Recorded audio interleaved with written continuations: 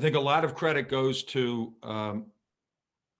how they were quote unquote recruited. Um, in both guys' cases, it wasn't as if, well, we're going to go in there and we're going to be on a list of 12, and then we're going to be on a list of 3.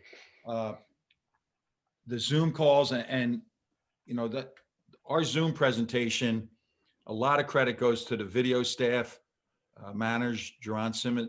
It was fascinating to be a part of it because it was so high level. Their responses to the Zoom,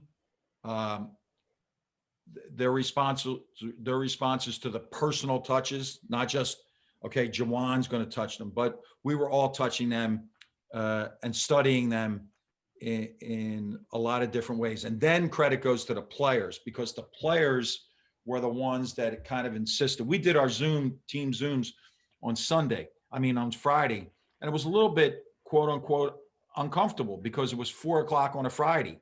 And even though we weren't in normal times, it was still 4:00 on a Friday in May and June when most guys are shutting it down.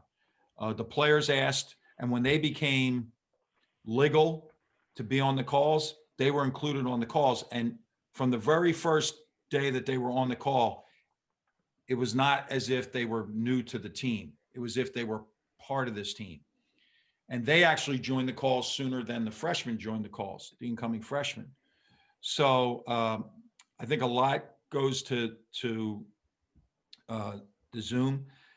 And when we started as if they were already a part of what we were doing. There was no like, let's put your toe in the water, and then we'll put your leg in the water, and then you'll dive in the water. No, they dove in the first workouts. And if you put a light on those two guys, this winning is I see it in their bounce, in their step. There's real joy in what they're doing. I think that Andrew, if you take this year out and say all of these years in college basketball, obviously it's a tremendous way to go through school. It's a tremendous way to go through life playing college basketball and coaching college basketball.